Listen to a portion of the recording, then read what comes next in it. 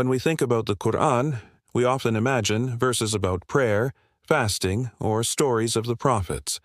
But there is one chapter that stands out for its focus on society, justice, and especially the rights of women.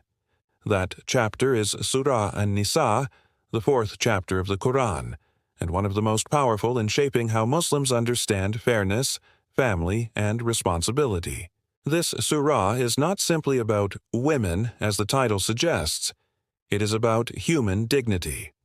It addresses men and women, rich and poor, leaders and followers.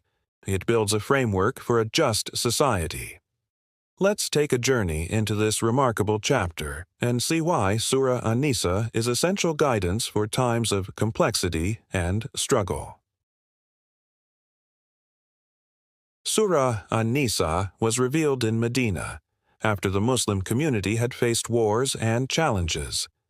Many families had lost their fathers, husbands, and brothers in battle.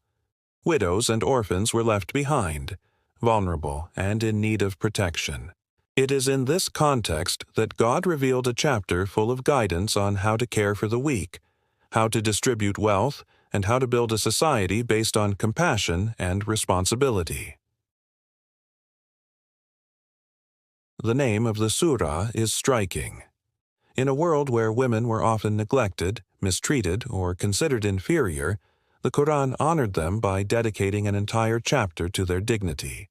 Surah An-Nisa covers the rights of women in marriage and inheritance, the protection of orphans, the importance of fairness in family life, the equal worth of men and women before God. It was revolutionary at its time, and its message is still deeply relevant today. 1. Justice in every matter. The chapter begins by calling all humanity to recognize their common origin. O mankind, fear your Lord, who created you from a single soul. This powerful reminder shows that men and women share the same essence. There is no superiority by gender, only by piety. 2. Protection of the vulnerable. Much of the surah focuses on orphans. In a society recovering from battles, orphans were everywhere. God commands believers not to exploit them, but to care for them with kindness. 3. Rights of women. For the first time in Arabian society, women were given legal rights, especially in inheritance. While men were expected to provide financially, women were guaranteed a share of wealth, ensuring security and independence. 4. Balancing power with responsibility. The surah also speaks about marriage, leadership, and community life. Wherever there is power, there must also be responsibility and compassion. 5. Faith and hypocrisy. Beyond family law, Surah An-Nisa also addresses hypocrisy, betrayal, and loyalty. It teaches that faith is not just words. It is about living with integrity in society. You might ask, how does a chapter revealed 1400 years ago connect with us today? Think about it. In a world where women still fight for dignity, Surah An-Nisa reminds us that Islam elevated women's status from the beginning. In a world where orphans, refugees, and vulnerable people suffer, the surah calls us to protect them with fairness.